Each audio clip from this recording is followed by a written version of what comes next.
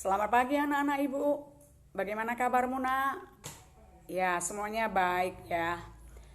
Pada pagi hari ini kita akan melanjutkan pembelajaran kita dengan tema sosialisasi. Iya.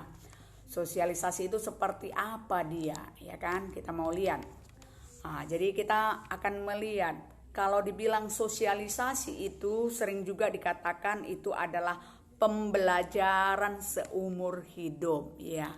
Kamu lihat di situ Surjono Sukanto mengatakan sosialisasi itu adalah proses mengkomunikasikan kebudayaan kepada warga masyarakat yang baru.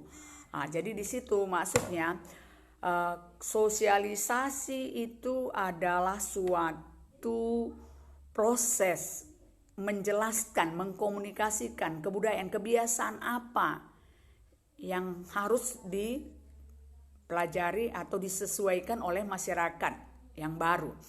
Menurut Paul B. Horton, sosialisasi adalah suatu proses di mana seseorang menghayati serta memahami norma-norma dalam masyarakat tempat tinggal sehingga akan membentuk kepribadian. Jadi kalau menurut Paul B. Horton itu seseorang itu harus dia belajar tentang norma atau aturan-aturan yang ada di dalam masyarakat, dan itu sudah menjadi bagian yang membentuk suatu kepribadiannya.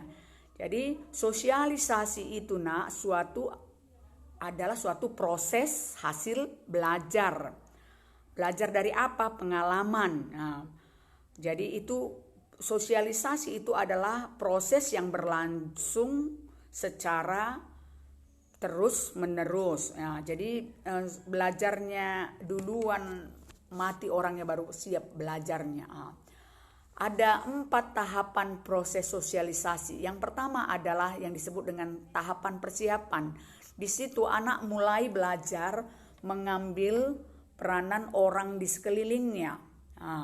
Yang kedua adalah meniru. Anak tidak hanya mengetahui peranan yang harus dia jalankan, tetapi juga mengetahui peranan yang harus dilakukan orang lain. Yang ketiga adalah siap bertindak. Anak dianggap mampu mengambil peranan yang dijalani orang lain dalam masyarakat luas. Yang keempat adalah menerima norma. Anak telah siap menjalankan dan berperan di dalam pemberian norma. Oke. Kita lihat ada yang disebut dengan media ataupun agen sosialisasi. Itu adalah yang disebut dengan agen sosialisasi itu adalah pihak-pihak yang membantu seseorang individu untuk menerima nilai ataupun tempat seorang individu belajar tentang segala sesuatu untuk menunjukkan kedewasaannya. Yang pertama itu adalah yang disebut dengan keluarga. Keluarga itu adalah agen sosialisasi pertama yang secara langsung mampu maupun tidak langsung untuk membangun ataupun membuat struktur yang dialami seorang yang kuat dan yang sifatnya kekal. Dari keluarga, seorang anak mulai mengenal lingkungan sosial dan budayanya, dapat mengenal dirinya dengan yang lain dan membedakan dirinya dengan orang lain. Yang kedua adalah jadi di sini di dalam sosialisasi keluarga ini kita bisa lihat ada 2 cara sosialisasinya. Satu namanya sosialisasi reprehentif, yaitu penggunaan hukum terhadap kesalahan. Jadi kalau kalau ada yang salah langsung diberikan hukuman kepada anak. Jadi orang melakukan hukuman fisik, misalnya mencubit, memberikan suruh berdiri, itu namanya sosialisasi represif. Yang kedua adalah sosialisasi partisipasi.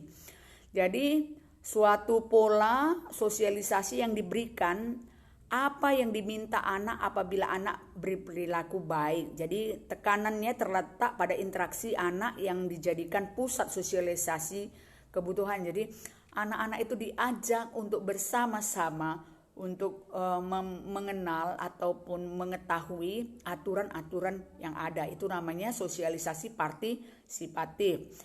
Yang kedua, agennya adalah sekolah.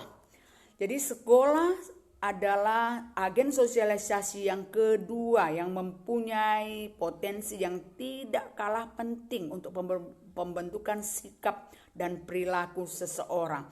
Sekolah akan memberikan apa? Pengetahuan tentang kehidupan sosial dan budaya serta peranan mereka di dalamnya. Jadi sekolah memberikan pandangan lebih konkret tentang apa? Nilai dan norma. Jadi di sana ada suatu ketegasan.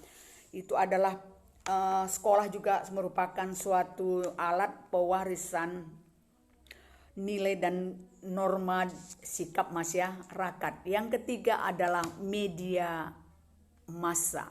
Ya, media massa itu apa saja, Nak? Ya, bisa disebut dengan media cetak. Itu media cetak apa? Ya, seperti koran, majalah, buku. Yang kedua adalah media elektron. Ya, termasuk TV, radio, ya, termasuk juga handphone kita. Jadi dari media massa ini kita bisa mengetahui tentang informasi peristiwa yang terjadi di seluruh dunia, ya kan? Jadi dengan demikian kita juga bisa mengambil atau menularkan nilai-nilai yang utama yang dianut oleh masyarakat. Jadi media massa ini pada saat sekarang sangat penting, itu sangat berpengaruh kepada dirimu, ya kan? Kita masuk kepada yang keempat adalah teman sepermainan. Ya, jadi dengan siapa kamu selalu berinteraksi itu sangat mempengaruhi kepribadianmu atau dirimu. Jadi kalau kamu sering bergaul dengan anak jalan, kamu akan dibentuk seperti orang anak jalanan. Tetapi kalau kamu bergaul dengan orang-orang yang mempunyai suatu motivasi yang tinggi untuk berpendidikan ataupun belajar, maka kamu akan menjadi orang-orang yang berhasil juga di dalam berpendidikan. Itu dia teman bergaul. Jadi ibu ingatkan untuk kamu, Nak, ya, hati-hati di dalam memilih teman. Kita melihat dari tujuan sosialisasi. Yang pertama adalah memberikan keterampilan yang dibutuhkan. Yang kedua, menanamkan nilai. Yang ketiga, mengembangkan kemampuan untuk berbicara atau berkomunikasi dengan baik. Kenapa kita selalu belajar? Yang keempat adalah mengembangkan kemampuan untuk mengandalkan dirinya sesuai dengan fungsinya sebagai bagian dari masyarakat. Oke, anak-anak ibu, ini yang kamu sudah pelajari. Ya, ibu harapkan semua anak-anak ibu semuanya belajar dengan baik dan semangat. Oke, sampai ketemu.